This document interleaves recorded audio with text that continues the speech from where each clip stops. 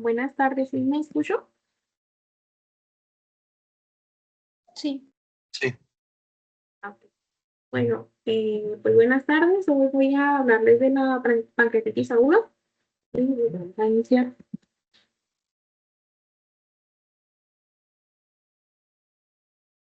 Ok, bueno, vamos a tener que la pancreatitis aguda pues es un proceso inflamatorio del páncreas que se caracteriza por la activación intrapancreática de enzimas digestivas, principalmente la tripsina, lo que nos va a provocar una autodigestión del líquido pancreático y que pues puede desencadenar una respuesta inflamatoria sistémica. Conforme vaya avanzando la presentación, vamos a ver que esta se puede presentar desde formas muy leves y autolimitadas hasta cursar con falla orgánica múltiple. Recordando un poquito de la fisiología del páncreas, pues hay que recordar que el páncreas cumple con dos funciones. Tenemos un componente endocrino que va a estar a cargo de los islotes del Langerhans y pues esta representa aproximadamente del 1 al 2% del parénquima pancreático. Eh, y posteriormente, pues vamos a tener al páncreas exócrino, que este constituye del 98 al 99% del órgano y que va a estar formado por un sistema de células ductales y de células acinares. Entonces, pues realmente, ¿qué va a hacer el páncreas exócrino? Este va a producir un líquido llamado el jugo pancreático, que pues va a contener todas las enzimas que son pues para digerir las proteínas, las grasas, los carbohidratos, y además de que va a tener bicarbonato para neutralizar el ácido del estómago. Como sabemos, el duodeno cuando detecta el contenido ácido de los alimentos, libera secretina y libera otras, va a liberar la colecistoquinina, que, bueno, la secretina se va a liberar sobre las células de los conductos pancreáticos, sobre todo para la secreción de bicarbonato y agua, y pues así poder neutralizar el ácido del estómago para que el pH del duodeno suba y así todas las enzimas funcionen correctamente. Posteriormente, la colicistoquinina va a actuar sobre las células acinares y va a provocar que se liberen las enzimas digestivas.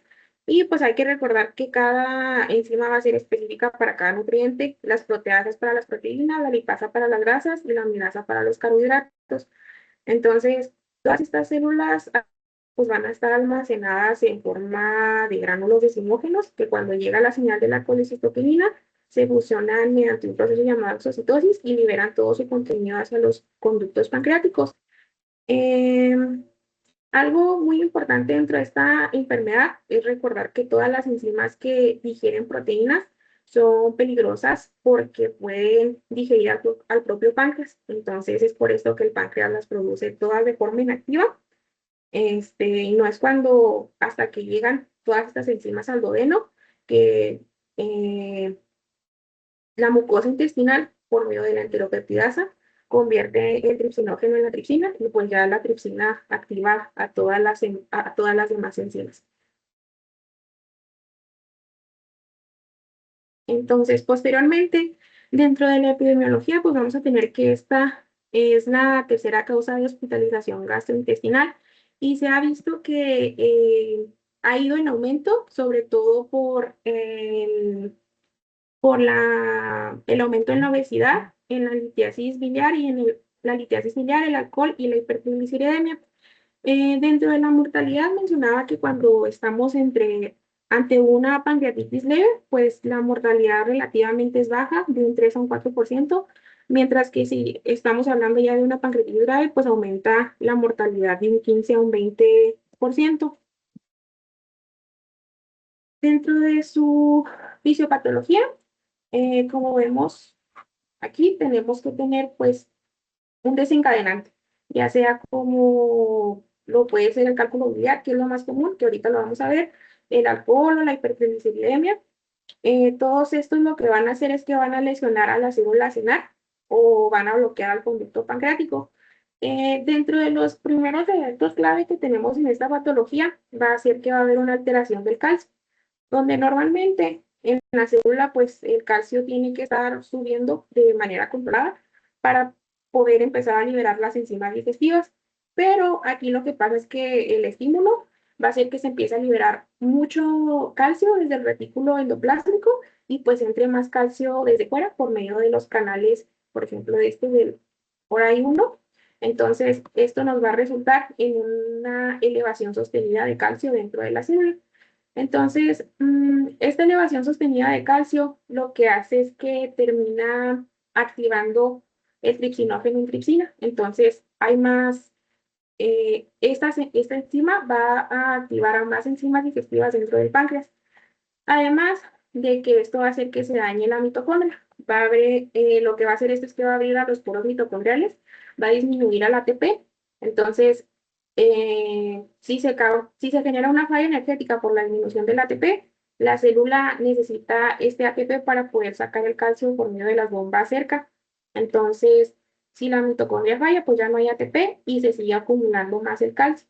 Entonces, posteriormente, vemos que este aumento sostenido del calcio va a generar que haya una fusión de los lisosomas con los gránulos de simógeno.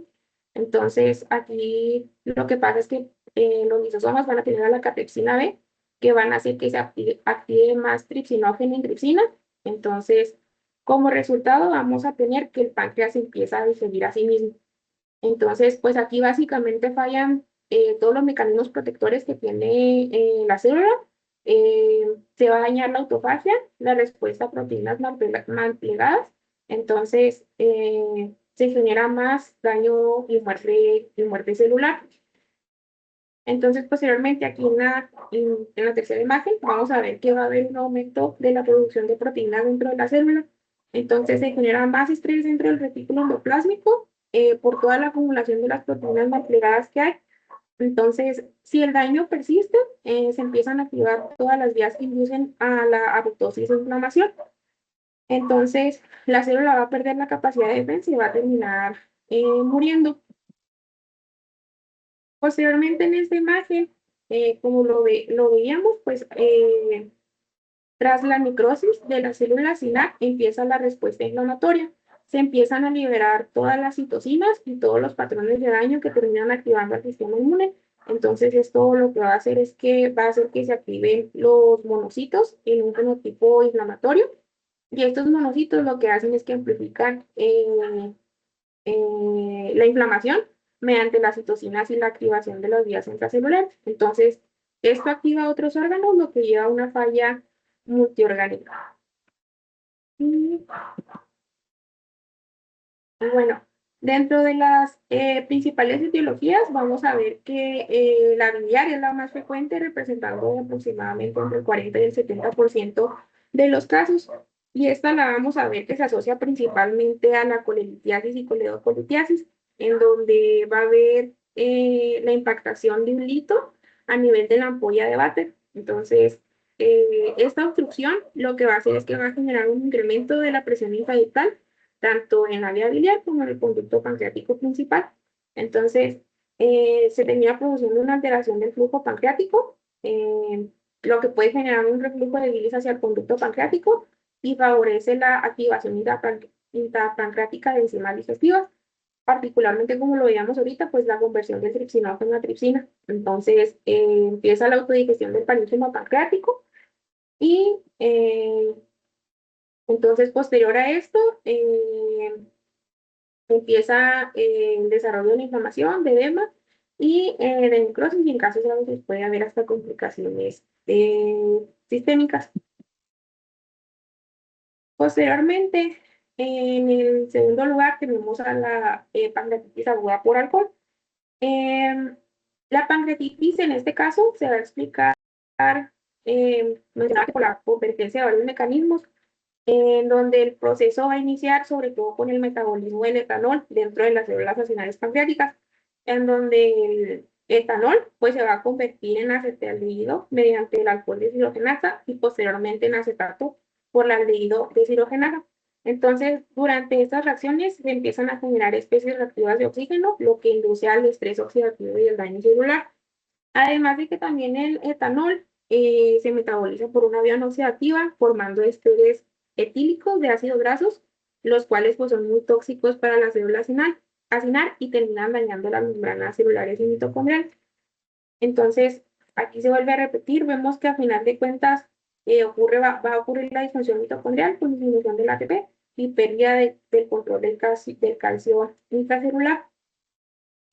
Algo que mencionaban uno de los artículos es que había un tipo de susceptibilidad genética en la pancreatitis aguda, en donde no dependía únicamente de los factores ambientales como el alcohol, sino que podía existir una susceptibilidad genética que altera los mecanismos normales de la regulación de las enzimas pancreáticas, que sería la regulación de estos genes, que por ejemplo el gen PRSS1, este es un codificador de tripsinógeno que es el precursor en activo de la tripsina. Entonces, todas las mutaciones de este gen pues terminan favoreciendo la activación primatoria del tripsinógeno, lo que conduce a que haya un exceso de tripsina activa dentro del páncreas, desencadenando su autodigestión.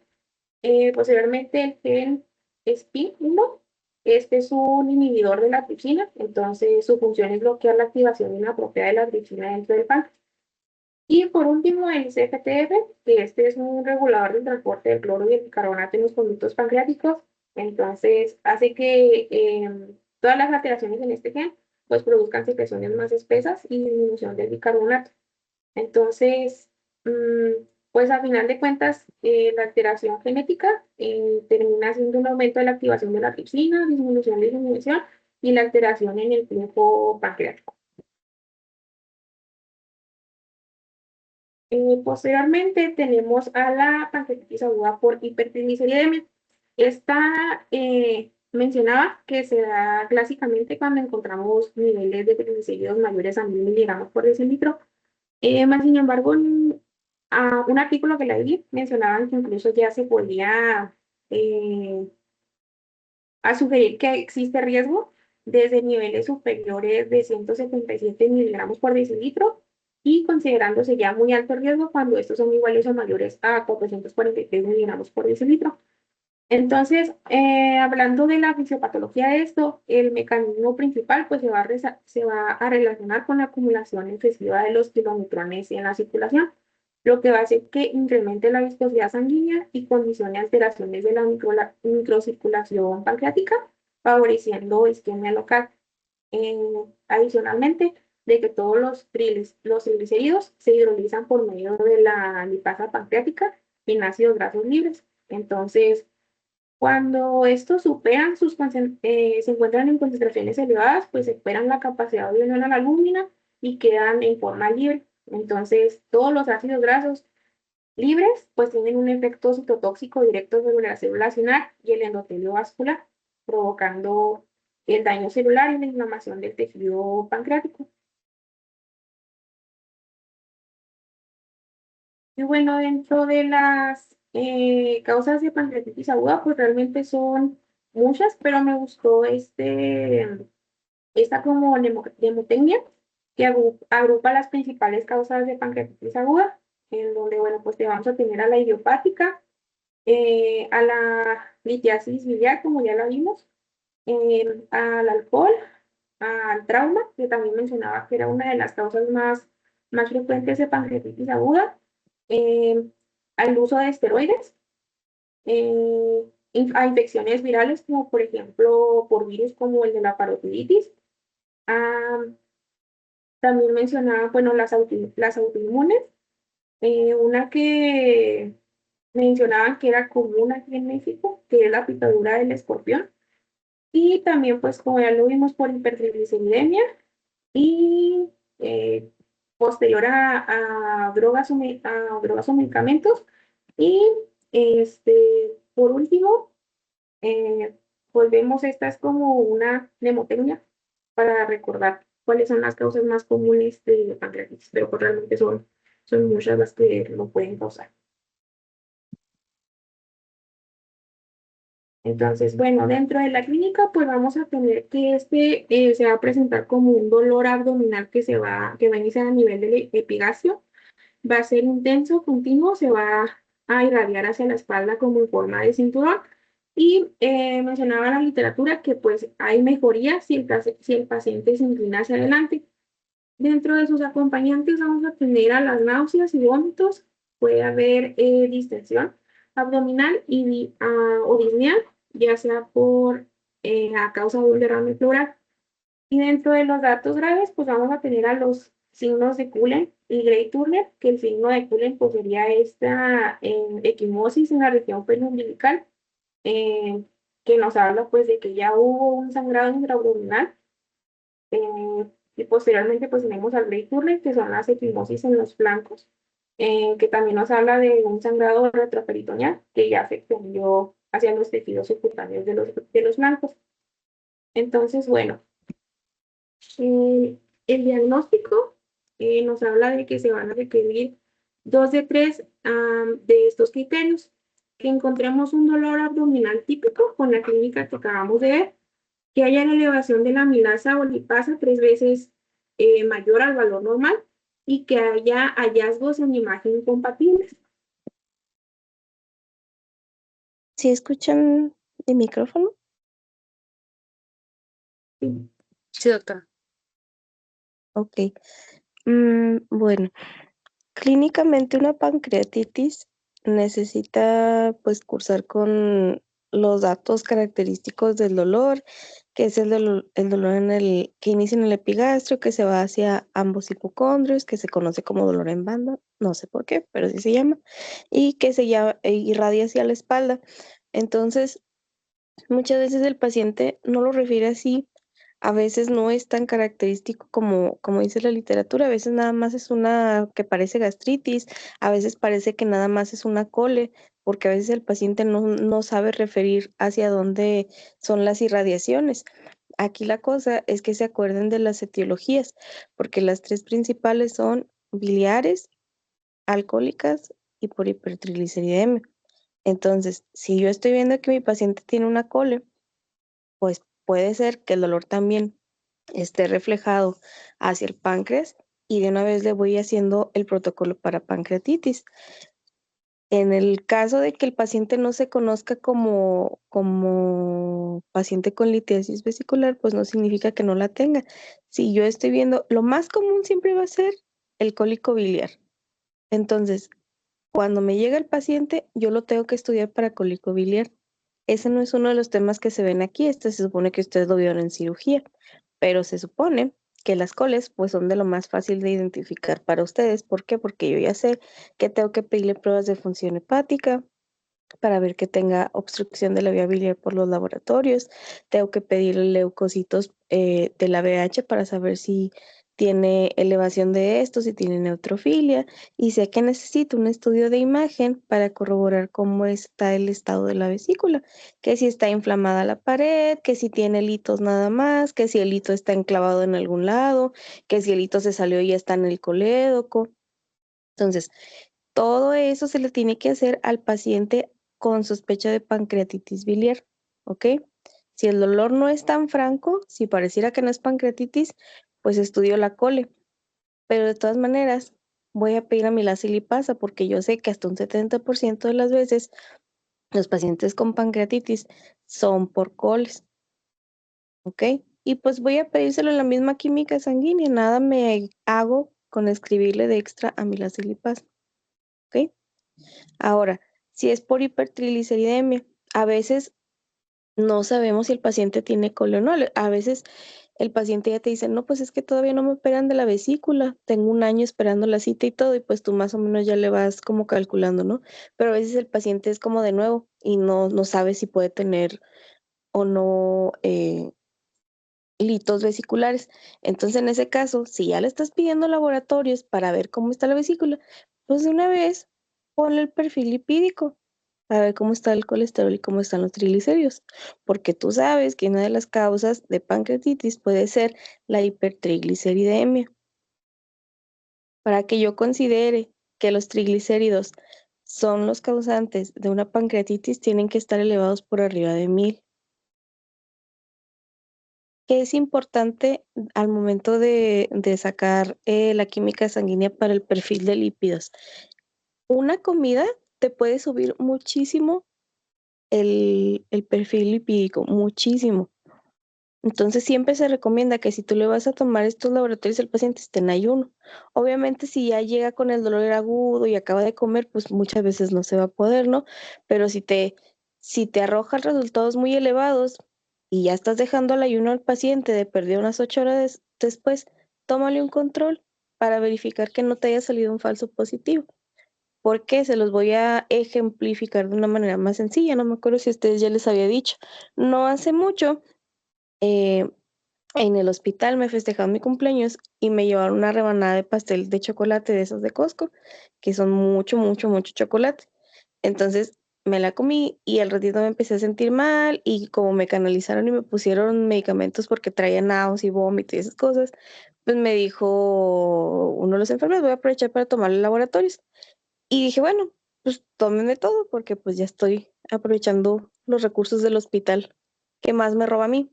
Entonces me pedí un perfil de lípidos y los triglicéridos por esa sola, porque no había comido nada, nada. Por esa sola rebanada de pastel de chocolate me salieron en 900. Entonces yo estaba segura de que estaba una rebanada de pizza de la pancreatitis y estaba toda asustada. Y a la semana siguiente, que ya fue en ayuno y todo, me tomé otra vez el control y ya salieron normales. Y estoy hablando de que me comí el pastel y a lo mejor como a la hora y media me tomaron los laboratorios. Entonces sí se modifica mucho el perfil lipídico cuando el paciente no está en ayuno. Otra cosa que también hemos escuchado mucho de pacientes que van, por ejemplo, a donar sangre al Paso, que les dicen, no, es que usted no puede donar ahorita porque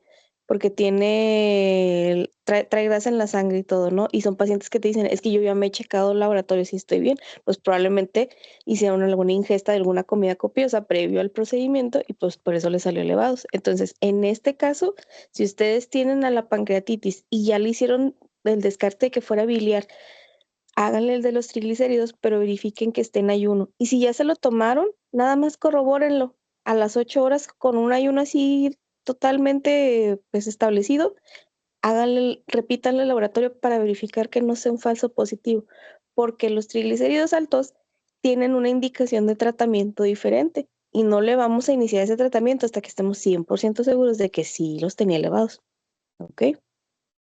Ahora, respecto a los datos graves que son los signos de Cohen y de Gray Turner, estos ya te están hablando que el paciente pues ya está casi casi al borde de la muerte, ¿no? Porque habla de necrosis pancreática, esto es muy, muy severo.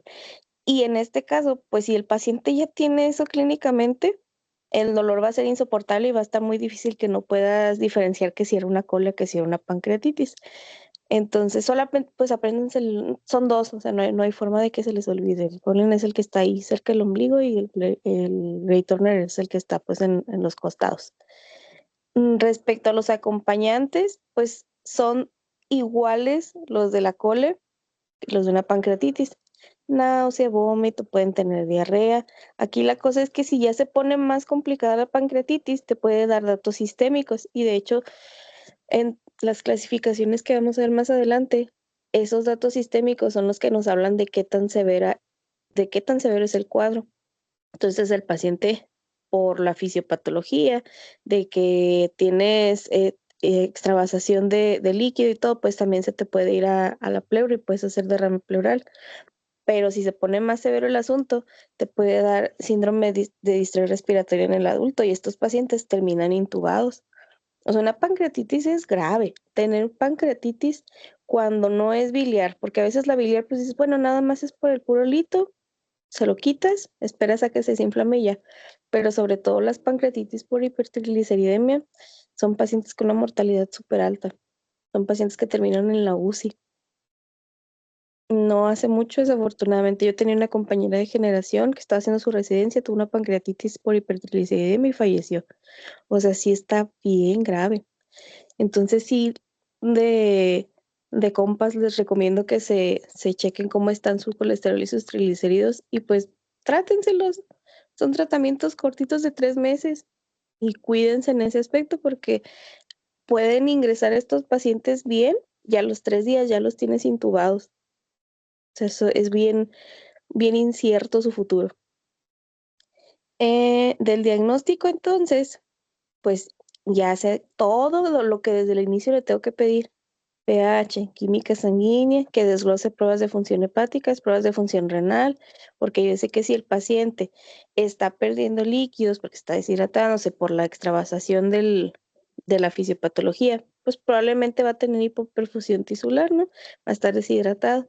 Necesito ver cómo están sus electrolitos, necesito ver cómo está su equilibrio ácido-base, entonces le pido una gasometría, le voy a pedir amilasa y lipasa, y ya sabemos que la lipasa es más específica y sensible que la amilasa. Entonces, si nomás tengo amilasa y me sale súper alto y tiene todo el cuadro, pues también no me voy a poner muy especial, ¿no? Pero si tengo lipasa, pues de preferencia pedirle la lipasa. Elevación de 3 veces, pues ya me da el diagnóstico. Y si tengo dolor y lipasa, no es necesario que tenga el estudio de imagen todavía. ¿Ok? Ahorita vamos a ver que necesitamos hacer estudios de extensión para precisamente ver si hay datos sistémicos o algún tipo de complicaciones importantes. Ahí es cuando como que integramos el diagnóstico completo y le hacemos el estudio de imagen. Pero en tu primer día de hospitalización, pues lo que te van a hacer nada más son los laboratorios. Entonces, hagan siempre sus laboratorios completos desde el inicio. Pidan los triglicéridos desde el primer laboratorio. ¿Ok? ¿Dudas hasta aquí? ¿Nadie? ¿Seguros? Ok. Síguele, Violeta.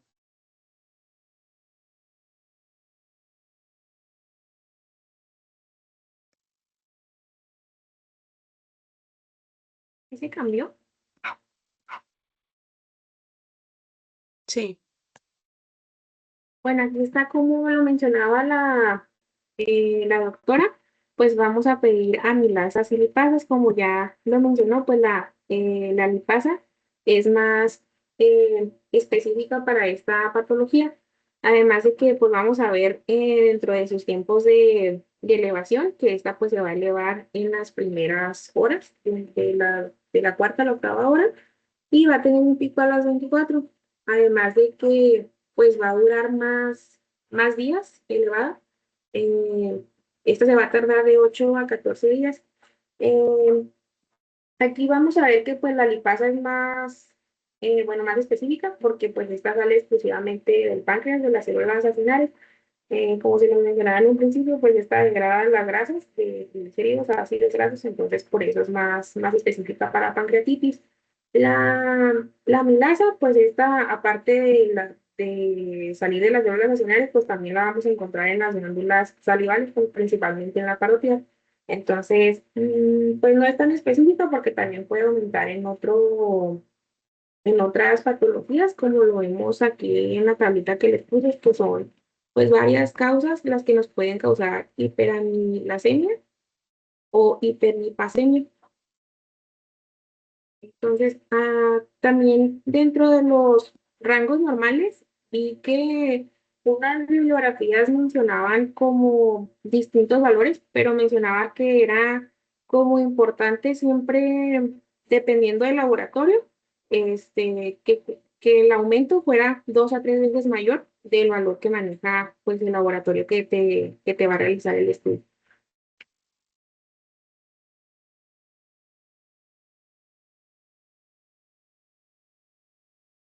Y bueno, posteriormente vamos a tener la evaluación de la pancreatitis biliar, que esta pues, como lo mencionaba la doctora, en todo paciente con pancreatitis aguda hay que identificar si es de origen biliar, ya que pues esto nos modifica el tratamiento. Para ello, pues principalmente vamos a utilizar las pruebas de función hepática y los estudios de imagen. En cuanto a las pruebas de función hepática, pues se van a evaluar este, la fosfatasa alcalina, las bilirrubinas, eh, y pues un hallazgo clave va a ser una elevación de la alaninotransferasa mayor de 150 unidades internacionales por litro, lo cual mencionaba que tenía alta especificidad para pancreatitis de origen biliar, ya que pues nos sugiere daño hepatocelular que puede secundario a una obstrucción transitoria de la vía biliar por un litro. Mencionaba también que uno de los estudios a realizar pues va a ser el ultrasonido hepatobiliar, en donde El principal objetivo pues va a ser identificar la presencia de la litiasis y evaluar si hay datos de obstrucción de la vía biliar. Entonces, pues en primer lugar, pues deberíamos de buscar la presencia de la litiasis biliar, la cual la vamos a ver como una imagen hiperecogénica con sombra acústica posterior dentro de la vesícula biliar. Y también algo importante va a ser evaluar el diámetro del colédoco, que mencionaba que pues si la dilatación del colédoco sugiere obstrucción distal, generalmente es por una coledocolitiasis. Entonces, mencionaba que se considera dilatado cuando este mide más de 6 milímetros, aunque pues había que tener en cuenta variaciones según la edad y si había antecedentes de colicistectomía.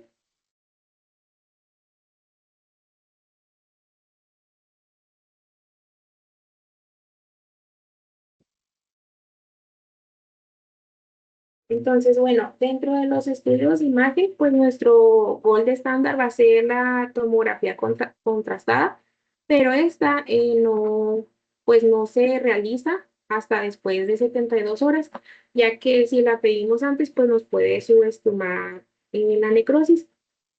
Dentro de los tipos de morfología, pues vamos a encontrar que hay dos tipos, que sería la pancreatitis edematosa intersticial, que esta es la forma más frecuente en la que pues va a haber inflamación, se va a acumular líquido, pero como tal no hay muerte del tejido, o sea, todavía no hay necrosis.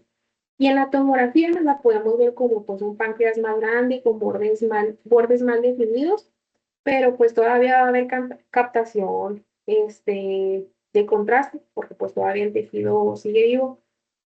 También mencionaba que podíamos encontrar la grasa de alrededor, lo que la llaman estriada. Entonces aquí pues todavía el páncreas ya va a estar inflamado, pero pues todavía va a estar viable. Mientras que ya en la pancreatitis necrotizante, ya pues las enzimas pancreáticas que se activaron dentro del páncreas ya lo difirieron y empiezan a producir necrosis, entonces hay muerte del tejido. Entonces ya aquí en la tomografía ya encontramos zonas que no captan el contraste, lo vemos como zonas hipodensas.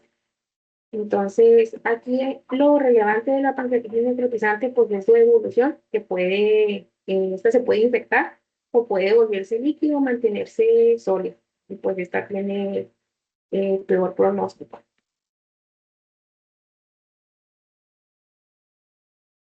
La tomografía entonces se tiene que hacer hasta 72 horas después de que se le realice el interrogatorio y que ustedes verifiquen que haya iniciado con la clínica. Entonces, si el paciente apenas empezó con el dolor hoy y hoy mismo fue al hospital, hoy no le vamos a hacer la TAC, se la vamos a hacer hasta el jueves, ¿ok? No, no es cierto, ¿qué día es hoy?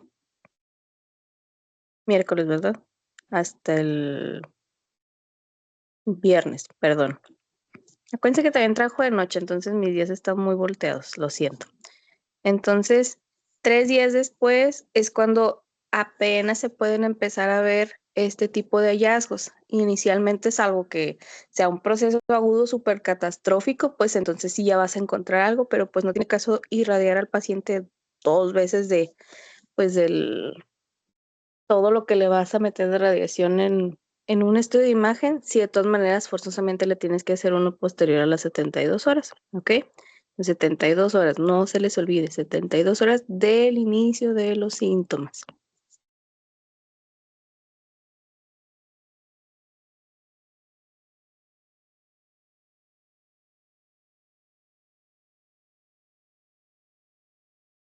Bueno, posteriormente, también estas van a depender de los tipos de colecciones. Em, Esta va a depender de dos cosas, del tiempo, si es mayor o menor de 4 semanas, y del tipo de contenido. En la pancreatitis edematosa, si es antes de 4 semanas, pues se forman las colecciones líquidas peripancreáticas, en donde pues nada más hay líquido, pero todavía no hay pared. Posterior a las 4 semanas ya es cuando se forma el pseudoquiste. Entonces, ya ahora es como si fuera una bolsita bien definida, llena de líquido, a la que se le formó una cápsula. Y posteriormente, bueno, en el caso de la pancreatitis necrotizante, antes de las 4 semanas, pues va a ser una colección necrótica aguda, en donde va a haber líquido, pero aparte ya va a haber tejido muerto que va a ser tejido sólido. Entonces, aquí todavía no tiene pared, pero posterior a las 4 semanas ya estamos hablando de una necrosis encapsulada, en donde sigue habiendo material necrótico, pero ya es como si fuera un absceso bien organizado con necrosis. Entonces, posteriormente pasamos a los criterios tomográficos de Baltasar. Esta es una escala que se utiliza para evaluar la gravedad de la pancreatitis mediante la tomografía computarizada. Entonces, la principal utilidad que tiene pues, es valorar el grado de inflamación pancreática y la presencia de colecciones peripancreáticas en la necrosis. Entonces, esta va a estar el grado de lesión de la a la E, en donde vamos a ver que en el grado A pues va a ser un páncreas normal, todavía no va a haber alteraciones tomográficas. El grado B ya muestra un aumento del tamaño pancreático. El grado C ya hay presencia de cambios en la grasa peripancreática. El grado D ya es la presencia de una colección líquida peripancreática. Y el grado E pues ya representa mayor severidad, ya son 2 o más colecciones líquidas. Y ah, esto pues evaluaría el grado de lesión. Posteriormente también vemos que se evalúa el grado de necrosis, en donde esta se clasifica según el porcentaje de tejido afectado, menor del 30%, entre el 30 y el 50% y mayor del 50%. Entonces aquí lo que se hace es que se suman los puntos de la clasificación de Baltasar y del grado de necrosis para calcular el índice tomográfico de la severidad pancreática. Entonces mencionaba que pues a mayor puntaje, mayor riesgo de complicaciones locales. Bueno. En su libreta del internado, de todo lo que hemos visto, van a poner los criterios diagnósticos de pancreatitis, van a poner los porcentajes de frecuencia de las 3 principales etiologías y estos criterios de Baltasar. Los criterios de Baltasar, generalmente yo considero que ver una tomografía abdominal específicamente en el páncreas es sencilla, en el sentido de que cuando tienes pancreatitis, sí es muy evidente el cambio de un páncreas normal a un páncreas que se empieza a inflamar y luego uno que se empieza a deshilachar y luego uno que se le dio una colección. Entonces, nosotros forzosamente necesitamos que el radiólogo nos reporte la tomografía y nos diga, no, sí, es Baltasar tanto y todo. Pero tú al revisar el estudio de imagen, aunque todavía no tengas el reporte, sí te puedes dar una idea de lo que tiene, porque es muy, muy sencillo ver el páncreas. Les voy a buscar para este fin de semana una tomografía de alguna pancreatitis que hayamos tenido para que vean un páncreas normal y que vean uno con los cambios que se describen, porque sí va a ser sencillo para ustedes verlo. Las tomografías de abdomen son de las cosas más fáciles de ver, porque literalmente lo único que tienes que hacer es en tu mente acostar al paciente y acordarte cómo van acomodados los órganos. Pues, mira, esto es esto y así. El ultrasonido es más complejo porque pues se tienen que ver cierto tipo de cosas, pero la tomografía es de lo más sencillo. Entonces, este sábado voy a procurar tenerles un ataque para que puedan hacer como el comparativo de la que sí es normal, para que vean las dimensiones de un páncreas y buscarles ahí varias. Si bien a lo mejor no les encuentro una ahí en el sistema, en Radiopedia están muchas imágenes y pues para que podamos hacer el comparativo con la normal del paciente y lo que les esté enseñando ahí en las diapositivas, ¿ok? Entonces, esto va a la libreta del internado. Si quieren, mi recomendación, pues siempre va a ser apóyense de imágenes. Entonces, si van a poner la clasificación, pues búsquense cuál es la A, cuál es la B, cuál es la C y cuál es la D para que sea más sencillo para ustedes recordarlo. Pero si son flojos y no quieren batallar, pues con que tengan la pura clasificación así en la tablita está bien, con las otras cosas que les dije ahorita. ¿Ok? Sigue, libreta. Entonces, posteriormente tenemos a los criterios de ingreso a la unidad de cuidados intensivos. En estos pacientes con pancreatitis aguda, el ingreso a la UCI pues va a estar indicada en aquellos pacientes que cursan con datos de gravedad, principalmente los asociados a falla orgánica. Que a nivel respiratorio, pues se va a manifestar como insuficiencia respiratoria, ya sea caracterizada por hipoxemia o necesidad de soporte ventilatorio. A nivel cardiovascular, se puede presentar como hipotensión persistente o choque, que puede requerir el uso de vasopresores para poder mantener la perfusión tisular. Y pues a nivel renal se va a identificar como lesión renal aguda, ya sea evidenciada por el aumento de la creatinina o una disminución del gasto urinario. Entonces, un criterio clave pues va a ser la presencia de la falla orgánica persistente, que es definida como aquella que se mantiene por más de 48 horas y a la que se le asocia que es una pancreatitis grave con peor pronóstico. Entonces, dentro de las escalas de gravedad que tenemos a la visa, que esta se utiliza para predecir la severidad y mortalidad de la pancreatitis aguda durante las primeras 24 horas del ingreso del paciente, en la que se evalúan cinco criterios, eh, que sería el aumento del nitrógeno ureico en sangre mayor a 25 miligramos por decilitro, lo que pues nos estaría hablando de una hipoperfusión o deshidratación, y al estado mental del paciente con una escala de Glasgow menor de 15, que haya la presencia de un síndrome de respuesta inflamatoria sistémica, que el paciente tenga más de 60 años o que haya la presencia de derrame pleural. Entonces, pues un puntaje de 3 o más ya nos está hablando de alto riesgo de mortalidad y de pancreatitis grave. Entonces, esta nos ayuda básicamente a identificar, podríamos decir, tempranamente a los pacientes que tienen mayor riesgo y orientarnos a qué manejo le vamos a hacer.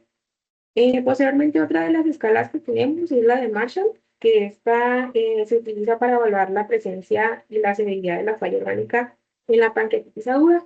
Este va a evaluar tres sistemas principales: va a ser el sistema respiratorio, el sistema cardiovascular y el sistema renal.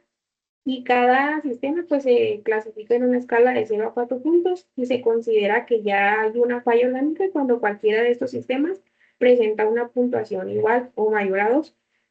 Eh, y por último tenemos a la clasificación de Atlanta, que esta es mencionaba que es como la más utilizada para definir la gravedad en la pancreatitis aguda, en donde pues la leve se va a caracterizar por la ausencia de la falla orgánica y la pancreatitis moderadamente grave, pues esta va a ser una falla orgánica transitoria, o sea, va a ser menor a 48 horas. Y ya la pancreatitis grave va a ser una presencia de falla orgánica persistente mayor a 48 horas, que ya puede involucrar a uno o múltiples órganos. De las escalas que están aquí, hay que poner también en la libreta del internado la de Atlanta y la de BISAP. Si se fijan, Marshall es como muy similar a la de el SOFA, pero aquí solamente te marcan el criterio respiratorio, el cardiovascular y el urinario. Pero pues, si lo que quieres es ver falla orgánica, pues de una vez aviéntate el SOFA. O sea, el SOFA no está completamente relacionado a sepsis. El SOFA pues prácticamente te habla de todos los órganos que te pueden fallar en un sistema. ¿Ok?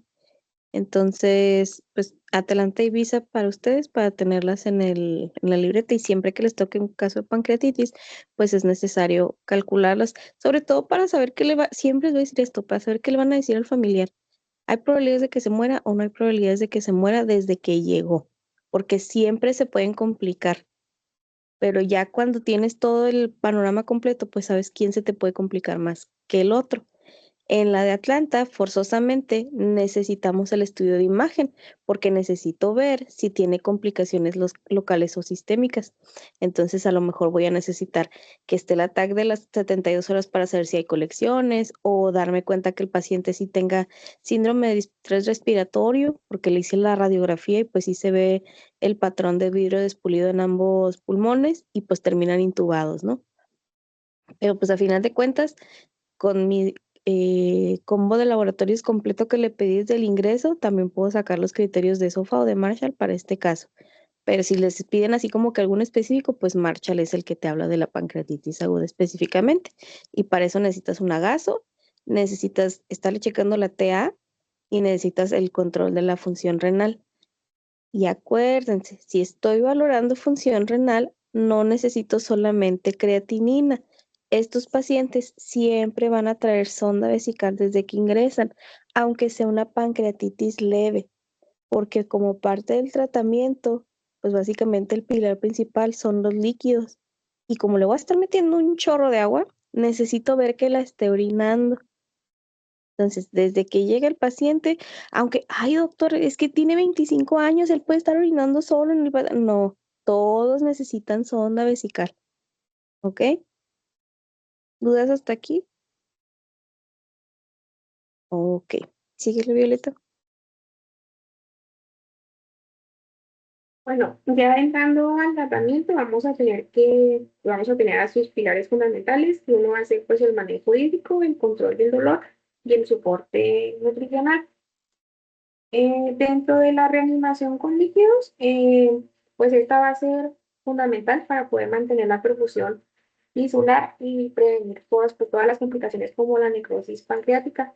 Los artículos mencionaban que antes en la pancreatitis se abordaba como dar una reanimación hídrica agresiva, este, pero más, sin embargo, pues ahora se ha demostrado que darle administración excesiva de líquidos, pues puede ser perjudicial, ya que lo asocian con sobrecarga hídrica, con la presencia de edema pulmonar, con que pueda aparecer un síndrome compartimental abdominal o pues se eleve la tasa de complicaciones.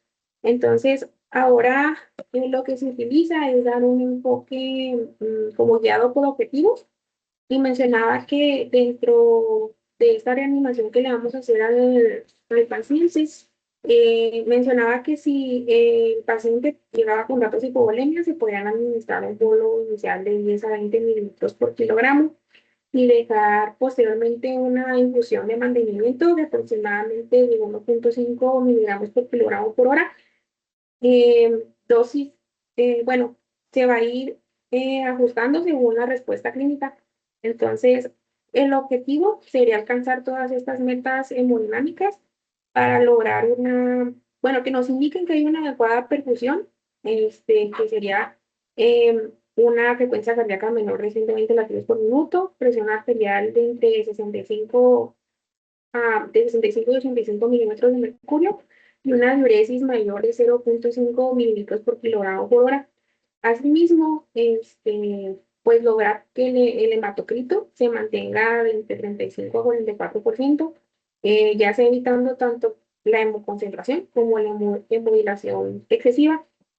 Y respecto a qué solución vamos a utilizar, pues mencionaba que aquí pues la preferida pues es el lactato Ringer, ya que lo mencionaba el artículo como que hay una menor respuesta inflamatoria y un menor riesgo de acidosis metabólica en comparación de la solución salina.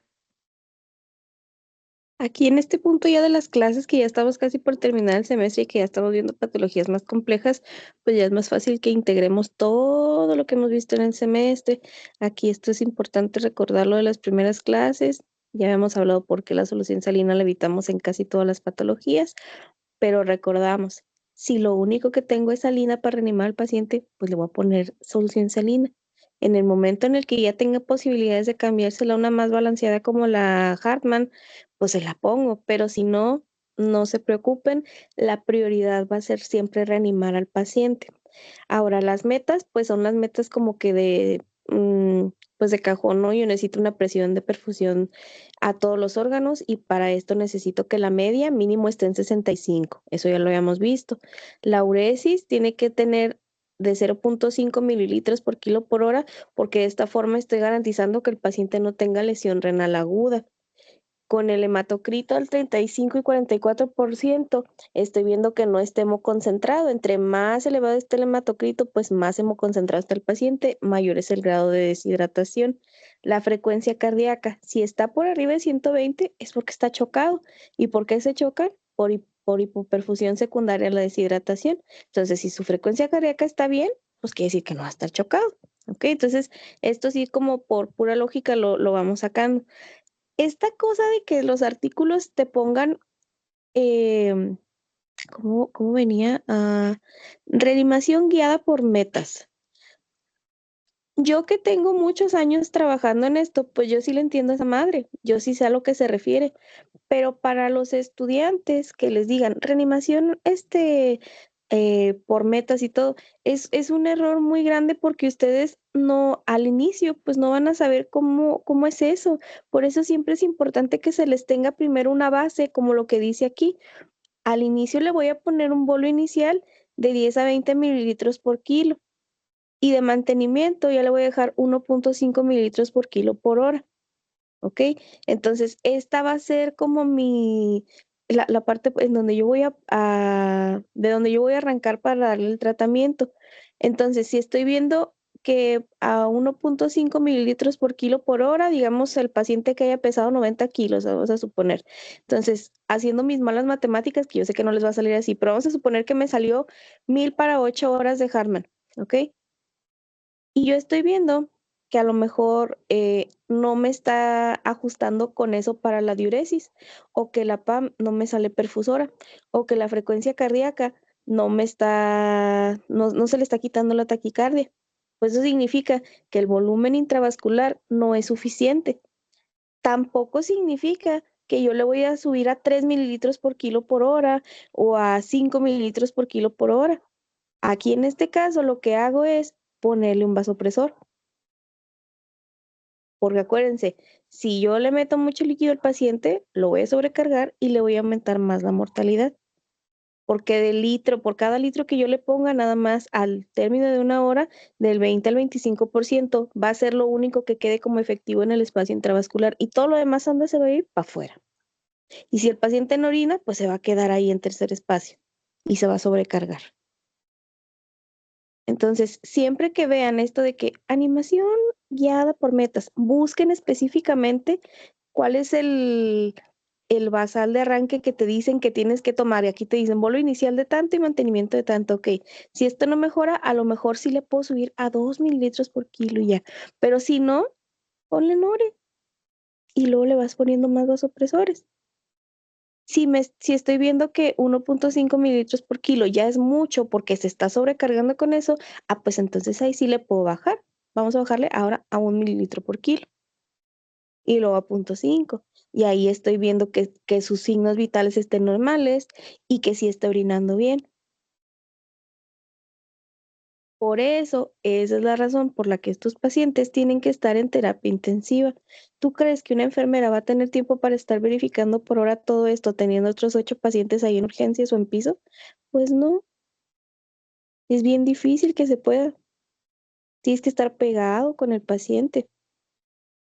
Entonces, si cumple con criterios de severidad, que se vaya a la UCI, donde va a tener a su enfermera especializada y donde solamente va a haber 4 o 5 pacientitos para el internista para el intensivista, perdón, y va a tener tiempo de verlos a todos con calma, ¿ok? Entonces, en urgencias, como en teoría solamente nos debe de durar de 6 a 12 horas, ya yéndonos muy recio 24 horas, pues nosotros nos vamos a quedar con el bolo de 10 a 20 mililitros por kilo y el mantenimiento de 1.5. Todo el resto de los ajustes se debe de hacer en piso. Pero ustedes, estando en urgencias, es adecuado que se lo aprendan así, nada más sepan que, pues que se tiene que estar viendo de que si le pongo Nore o de que a lo mejor en ese mismo primer día ya se está hinchando mucho, bueno, pues le voy bajando a los líquidos. Pero como nosotros agarramos a los pacientes en el momento más agudo, pues realmente no vemos toda la evolución de las complicaciones que son la sobrecarga. ¿Ok? ¿Dudas con esto? Ok, síguele, Violeta. Bueno, posterior vamos a ver el soporte nutricional. Algo que se mencionó que se cambió, pues era que antes se realizaba un ayuno prolongado en donde iniciaban primero con líquidos, luego con dieta blanda, luego con dieta normal. Ahora se sabe que no es como necesario hacer ese enfoque escalonado, sino que podemos iniciar directamente la dieta sólida baja en grasas si el paciente lo tolera. Sobre todo porque, bueno, en este caso, al haber inflamación pancreática, más la respuesta sistémica que se va a ocasionar, el intestino mencionaba que se volvía pues más permeable y hay más translocación bacteriana. Entonces, si no alimentamos al paciente, se atrofia la mucosa intestinal hay aumento de la permeabilidad y hay más riesgo de infección. Entonces, el objetivo de alimentar temprano al paciente, pues es como mantener la integridad de la mucosa y disminuir el riesgo de infección. Entonces, se ha asociado que pues dar alimentación temprana pues nos genera una mejor evolución. También dentro de lo que mencionaba el artículo es que pues si no se tolera se puede indicar la nutrición enteral por sonda, ya sea por sonda nasogástrica o nasobilional. Mencionaba que se puede utilizar cualquiera de las dos, que realmente eh, no había diferencia en cuál utilizáramos. Respecto a la pancreatitis grave, se mencionaba que se puede llegar a esperar hasta 72 horas y pues podemos intentar la dieta oral, pero a demanda. Eh, y respecto a cuándo utilizar, por ejemplo, nutrición parenteral, mencionaban que lo ideal era como dejarlo de último recurso, porque se asocia pues a mayor riesgo de infecciones y pues mayor mortalidad. Entonces, la nutrición parenteral pues únicamente se deja si no se puede usar el tubo digestivo. Y aquí les puse esto de que se hacía una excepción en la hipertrigliceridemia, que se retrasaba 48 horas, porque mencionaba que lo ideal era dentro de estas 48 horas tratar de disminuir los triglicéridos para posteriormente poder iniciar la alimentación.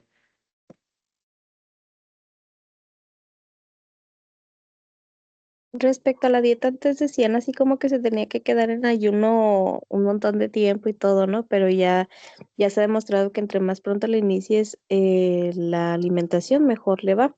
Entonces, solamente vamos a dejar el ayuno en caso de que de plano tenga muchísimo dolor o que esté vomitando y vomitando y vomitando. Entonces, ¿qué le voy a hacer para evitar que vomite? Pues ponerle un antiemético, ¿ok?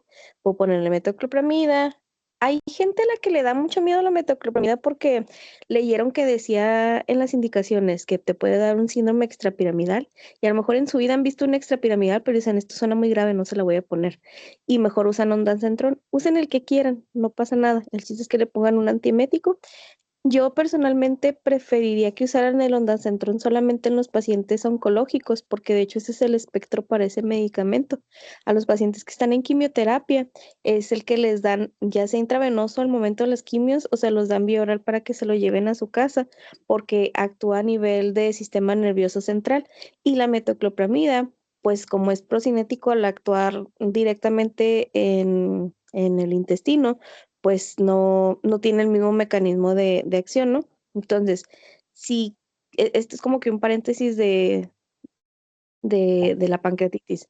Si ustedes tienen un paciente a lo mejor que está ocluido y porque tiene una obstrucción intestinal y a lo mejor es quirúrgica, pues no le pueden dejar metoclopramida, porque pues no, ¿verdad? No va a funcionar ese pedo. ¿Qué pueden hacer para que no vomite? Pues darle a lo mejor aquí sí el ondansetron, porque pues actúa a nivel del sistema nervioso y así le inhibes el reflejo del vómito.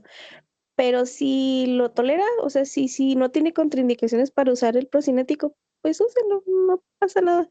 Con consideración y vigílenlo, pero pues considero yo que si los organismos internacionales de la farmacología todavía no dicen que la metoclopramida es mala, pues no hay que satanizarla, hay que utilizarla con moderación. En conclusión, pancreatitis, hay que darle de comer tan pronto como se pueda. Si ya vieron que ya pasaron 3, 5 días y el paciente sigue sin tolerar la vía oral, pues sí sería conveniente a lo mejor hablarle al cirujano para que le ponga una sonda nasoyeyunal, que es mucho más recomendada que la nasogástrica. Si de plano no tenemos, pues ni modo, le ponemos la nasogástrica, pero el chiste es irnos directamente al yeyuno para evitar todo el proceso de inflamación que produce el páncreas al pasar el bolo alimenticio por el estómago y lo que se te va para el duodeno y todo eso, ¿ok? Entonces, ese es el paso que quieres evitar para evitar que el páncreas continúe con su proceso inflamatorio. Pero si de plano no hay opción, pues ponle la nasogástrica.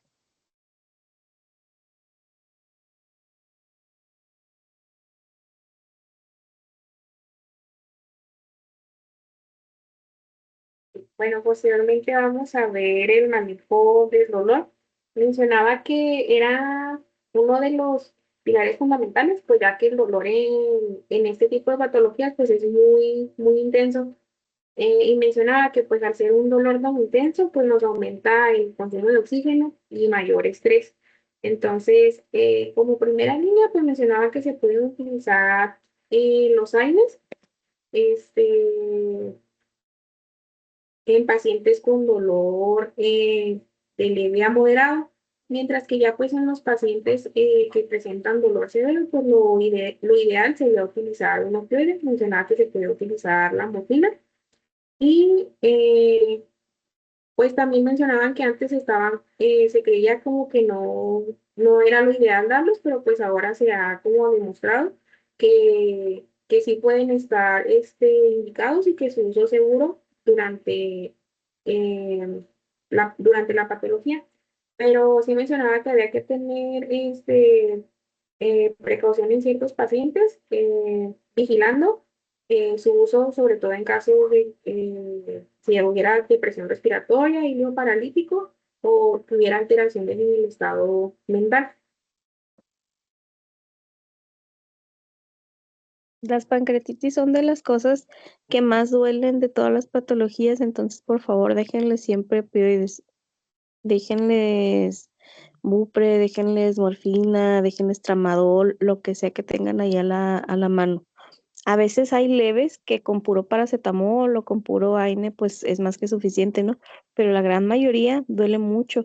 Pues literalmente te estás deshaciendo por dentro, no manches. Obviamente te va a doler muchísimo. Entonces, tengan en consideración eso para que le pregunten al paciente qué tanto dolor tiene y que sepan ajustarle el analgésico. Si el puro opioide no hay mejoría, pues ya nos podemos coadyuvar de los AINES con pues con la vigilancia de que, si recordamos, los AINES nos producen también lesión renal aguda. Entonces, si puedo ponerle el buen paracetamol y con eso pues es más que suficiente, pues le pongo paracetamol. Si no, pues ya le escalo con un tercer medicamento, le pongo keto, le pongo diclofenaco, pues lo que esté disponible y lo que al paciente le caiga mejor. Yo me he dado cuenta que de todos los AINES, porque cada AINE como que tiene sus patologías, ¿no? Por ejemplo, el diclofenaco lo usan mucho en uro. Todo lo que tiene que ver con litiasis es como que el diclofenaco es de primera elección. ¿Por qué? Pues a lo mejor porque agarraron a 100 güeyes y le pusieron diclofenaco y se les quitó el dolor y dijeron, ah, sí, esto es lo máximo. Pero yo me he fijado que de todos los AINES, el que mejor espectro para disminuir el dolor tiene es el clonixinato de lisina. El pedo con la lisina es que duele mucho, es muy abrasiva. Entonces, la lisina les voy a pasar la indicación para que la tengan ahí guardada.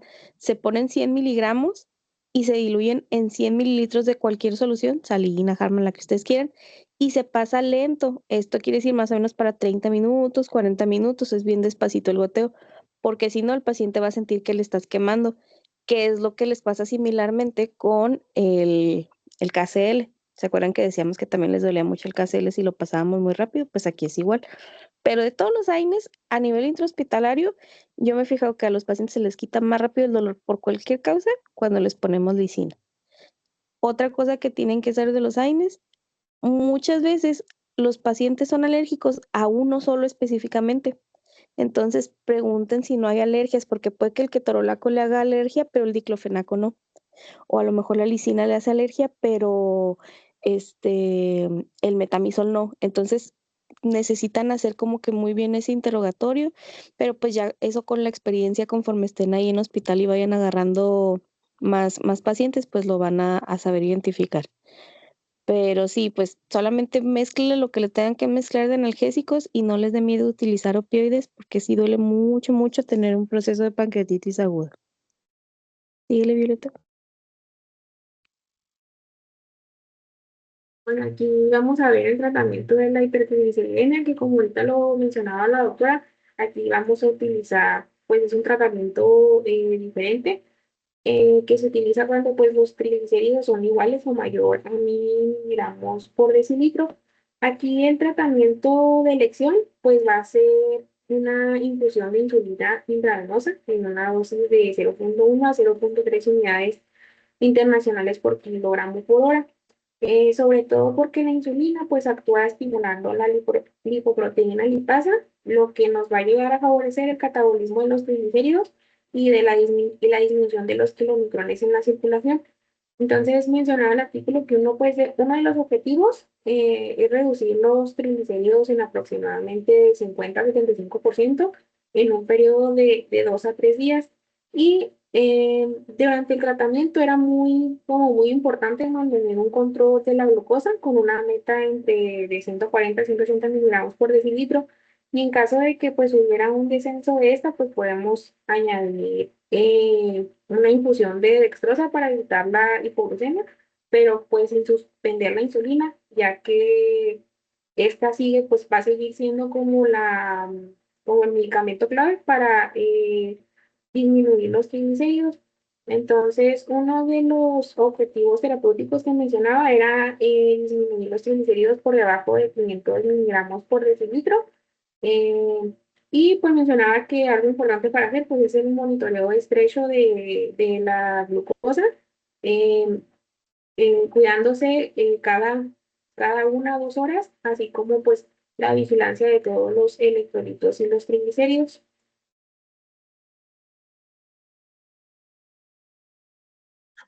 La insulina se prepara, la preparación de la insulina va a ser exactamente igual que la preparación que vamos a ver en cetoacidosis. Entonces, son 100 unidades de insulina de acción rápida y las vamos a poner en 100 mililitros de solución salina. Aquí no se hace con glucosada como en la polarizante. Entonces, el chiste es que por cada mililitro de solución yo tenga una unidad de insulina.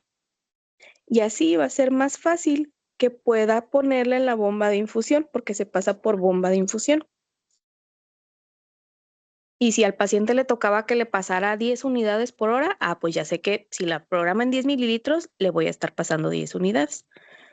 Si ustedes quieren hacer menos insulina, pues pongan 50 unidades de insulina en 50 mililitros de solución salina. El chiste es que siempre la relación quede 1 a 1. Pero ponemos 100 porque como si se dan cuenta, pues el frasquito tiene 100 unidades, pues de una vez ya vaciamos todo el frasquito. ¿Ok? ¿Qué otra cosa es importante? Siempre que tengamos triglicéridos arriba de 1000 es la indicación para iniciar la terapia con insulina. Entonces, por eso no se les puede pasar estar pidiendo desde que ingresa su paciente su control de triglicéridos. ¿Y cuándo voy a considerar suspenderla? Cuando los triglicéridos me bajen por menos de 500. ¿Ok? ¿Qué es importante de la insulina? Cuando preparaban ustedes la polarizante, la preparaban con solución glucosada, porque pues de esa manera reducían el riesgo de que el paciente hiciera hipoglucemia. En este caso no. Entonces, lo que vamos a hacer va a estar checándole su glucosa capilar cada 2 horas y con eso vamos a tomar la decisión de si le tenemos que poner una solución glucosada aparte. ¿Ok? Pero lo más importante de la pancreatitis por hipertrigliceridemia es ponerle esto a la dosis de 0.1 a 0.3 unidades por kilo por hora. ¿Qué pasó, Héctor? Doctora, me surge una duda respecto a los triglicéridos. Ya ve que ahorita nos comentó que, o sea, por ejemplo, si llega un paciente y acaba de comer y los trae elevados por la comida o porque tiene antecedente de una dislipidemia, ahí nos basamos en si iniciamos insulina o no por los antecedentes o esperamos Sí, a que se cumplan las horas de ayuno para iniciar ya después tú de los inicias la resultados. terapia desde ese momento. Le puedes iniciar la terapia desde ese momento y ya cuando tengas el control, porque pues se supone que le tienes que estar haciendo un control a lo mejor cada turno para ver si ya te bajaron a 500. Y ya cuando ya hayas cumplido las 8 horas de ayuno, le haces el control, entonces ya verificas las dos cosas, si le disminuyeron por la terapia o si realmente nunca los tuvo elevados. Y se los suspendes, no pasa nada. La única cosa que le va a pasar al paciente por ponerle insulina es que le vas a bajar la glucosa, pero como tú se la vas a estar checando cada 2 horas, pues en teoría vas a estar pescando si te hace hipoglucemias y le vas a poder poner la solución glucosada, pero no es indicativo el retrasar el tratamiento hasta que se tenga como la confirmación, ¿ok? Otra cosa importante, los pacientes con pancreatitis, cuando ustedes ya les lleguen al hospital, les van a llegar con bastante tiempo de ayuno, porque es un dolor que no te deja comer. Entonces, ¿cuándo fue la última vez que comió? No, pues desde ahí en la noche ya no pude cenar nada. Entonces, en ese sentido, pues también casi a todos los vas a agarrar en un momento de ayuno relativo. Pero sí, como de todas formas le tienes que hacer el control para verificar que sí te estén bajando los triglicéridos, para cuando tengas tu segunda toma, el paciente ya va a estar completamente en el ayuno que tú querías y vas a verificar si sí tenía los valores elevados o no. ¿Ok?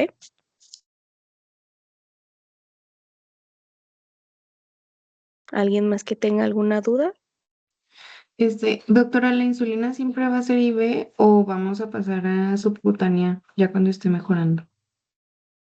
No, en este caso, mira, cuando veamos cetoacidosis, sí se va a hacer eso que tú dices, pero aquí, como tu objetivo es específicamente el reducir los valores de triglicéridos, en el momento en el que ya los tengas por debajo de 500, vas a considerar más bien suspender la infusión, pero ya no se la tendrías por qué continuar porque no se la estás dejando indicada para controlarle los niveles de glucosa. Si el paciente es diabético aparte, pues a lo mejor sí le vas a tener que dejar su esquema subcutáneo, o a lo mejor si él tomaba o se pone su NPH, pues ahí le dejas la NPH, pero esta específicamente la estamos usando para los triglicéridos. Entonces, en el momento en el que lleguemos a la meta, si el paciente no era diabético o no tenía descontrol glucémico, se lo podemos retirar sin problema. ¿Ok? Gracias. ¿Alguien más?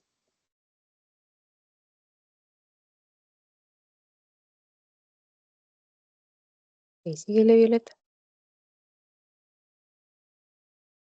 Bueno, aquí tenemos como un manejo complementario por la hiperglucemia. Bueno, mencionaban los artículos que además de la infusión de la insulina, pues hay otras como estrategias. Eh, una de las que se utiliza en la fase aguda, mencionaban que es la plasmaféresis, que esta pues es una técnica que mencionaba que permite la eliminación rápida de los triglicéridos con descensos significativos en pocas horas. Pero algo que mencionaban, pues que realmente esta se utilizaba cuando los valores de los triglicéridos eran extremadamente altos, mencionaban que incluso más de 2000. Y otra de las como estrategias que podemos utilizar, pues es la heparina, aunque mencionaban, bueno, se mencionaba que esto aumentaba transitoriamente la actividad de la liproteína lipasa, pero pues mencionaban que su uso está como que controvertido, ya que menciona que agota esta enzima, entonces no se recomienda como dejarlo de tratamiento rutinario. Y ya como manejo, ya como en la fase de mantenimiento y prevención secundaria, ya se utilizan los fármacos hipolipemiantes como lo son pues los fibratos, que serían como el tratamiento de primera línea para disminuir la síntesis hepática de los triglicéridos. Y ya pues el uso del omega 3 mencionaba que es como una terapia complementaria para la reducción de la producción hepática de los triglicéridos. Y otra de las opciones era la niacina, aunque mencionaba que pues esta realmente estaba como que su uso limitado por todos los efectos adversos que tiene. La plasmaféresis se puede considerar cuando están en terapia intensiva. En urgencias nosotros no hacemos eso, pero a veces pues sí puede ser una opción para cuando el paciente está en la UCI. De las heparinas no usamos a veces la no fraccionada, casi siempre es más fácil utilizar la enoxa por el tipo de vigilancia que se le tiene que dar a la no fraccionada. Entonces le ponemos enoxa 1 miligramo por kilo por día y pues con eso es más que suficiente. Hay quienes lo usan, hay quienes no. Todo lo que viene a partir de los 4 en adelante es al paciente que ya se va a su casa. Esto no se usa en hospital. O, por ejemplo, ustedes si dijeran, no, pues yo ya me detecté los triglicéridos altos, pues tómate tu dosis de alguno de los fibratos durante 3 meses diaria y toma omega 3. Hay capsulitas que te venden y todo para que, pues, favorezcas la reducción de la producción de triglicéridos. Pero, pues, todo esto del 4 en adelante no va para el manejo hospitalario, ¿ok? Síguele. Posteriormente aquí les quise añadir esta diapositiva del uso de los antibióticos, ya que como tal, pues dentro del manejo no está recomendado el uso rutinario de los antibióticos profilácticos, incluso en casos graves o en presencia de necrosis pancreática estéril. Entonces, mencionaba que como tal la indicación real de que se dé el uso de antibióticos, pues se va a limitar a que haya presencia de necrosis pancreática infectada o que exista una alta sospecha clínica de infección. Entonces, mencionaba que la necrosis pancreática infectada. Si quieres, déjame, les digo yo esta diapositiva porque ya son las 2 ya vamos a terminar el tema de todas formas. No usamos antibiótico a menos de que esté confirmado por medio de una biopsia que el paciente tiene un proceso infeccioso en el sitio. Y pues es una biopsia por punción y es todo un pedo, ¿no? Entonces en urgencias no se hace. ¿Qué sí pueden encontrar? Cuando son pancreatitis biliares, pues generalmente es por una cole. Llega el cirujano y hace su valoración. Las colecistitis o sí, pues los procesos agudos de la vía biliar pueden tener ciertos criterios para iniciar antibiótico terapia. Entonces, a veces tú ves una pancreatitis biliar y dices, pero es que ¿por qué le dejaron ciprofloxacino y todo? Pues es que el cirujano le está dando manejo a su proceso infeccioso de la vía biliar, no le está dando el manejo específicamente a la pancreatitis. O sea, pero una pancreatitis, perdón, por sí sola no le dejamos manejo antibiótico. Por si de pura casualidad llegan a ver eso, es más bien porque le están dando el tratamiento a las coles, ¿ok? Y pues de antibióticos, cuando ya estamos 100% seguros de que si hay infección en el páncreas, pues es como es por antibiograma también, pues nos vamos a ir a lo que nos dice el antibiograma.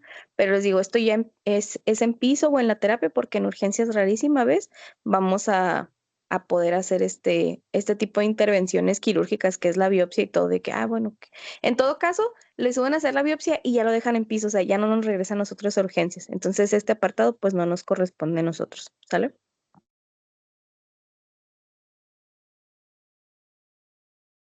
Ya por último, para el manejo de la pancreatitis biliar, mencionaba que pues lo que se utiliza es la CEPRE, aunque pues no se realiza de forma rutinaria en todos los pacientes. Mencionaba sobre todo que porque es un procedimiento invasivo y que se asocia a complicaciones, pero más sin embargo pues la indicación urgente de realizar una CEPRE pues sería dentro de las primeras 24 horas en pacientes que tengan pancreatitis aguda de origen biliar que esté asociada a colangitis, en donde pues la siempre nos ayuda a descomprimir la vía biliar y a resolver la infección, lo que sería una urgencia médica. Y ya por último, esto es como un resumen de todo lo que vimos, que básicamente pues nos dice que primero hay que evaluar pues la gravedad, eh, valorar si el paciente necesita entrar a la unidad de cuidados intensivos, buscar la causa, porque pues algunas causas cambian el tratamiento, o lo mismo, por ejemplo, en el caso de que sea por litos, pues a lo mejor se necesita una CEPRE, que sea por hipertrigliceridemia a la insulina, indicar la TAC conforme después de las 72 horas, y mencionaba que muchas veces hay que vigilar la presión intraabdominal en pacientes, sobre todo si le está acumulando mucho líquido. Eh, También es importante el manejo de los líquidos, como ya lo vimos, guiados por las metas, y no darlos excesivamente. La CEPRE, únicamente si hay infección más infección. La alimentación, ya no dejar al paciente en ayuno. Y los antibióticos, únicamente si hay infección o inflamación. Y ya como último paso, pues el drenaje, si es una necrosis infectada. Y pues esto sería todo. Muy bien. Entonces, este viernes vemos cetoacidosis diabética. ¿No tienen dudas ya de pancreatitis? ¿Todo bien? Bueno. Este viernes vemos cetoacidosis diabética, el sábado vemos choque hipovolémico hemorrágico y el examen va a quedar programado para el próximo miércoles. Entonces van a tener un chorro de tiempo para estudiar, ¿ok? Del último módulo, las clases acaban el 23, ¿verdad? Si no me equivoco. Entonces, del último módulo vamos a tener que quitar pues un chorro de temas porque pues ya no nos quedan 10. Entonces, vamos a priorizar TCE porque esa sí es una de las cosas que más van a ver. Y yo creo que trauma de tórax. Entonces, pero de todas maneras, déjenme checar cuál de los otros temas les voy a dar como prioridad, pero por lo pronto TCE sí prepare el tema porque ese sí es así como fuercita verlo, ¿ok? ¿Y qué más? El próximo miércoles, acuérdense que me tienen que llevar la libreta para poder hacer la revisión. Ya la próxima semana yo les avisaré qué salón me dan para el examen. ¿Y qué más? Pues este sábado los veo, me toca en Choque, entonces ahí hacemos la práctica que me parece que ya va a ser su última historia clínica, ¿ok? Muy bien, entonces nos vemos el viernes, muchachos. Hasta luego, doctora. Hasta el viernes, doctora, gracias. Muy bien, doctora. Gracias, hasta luego.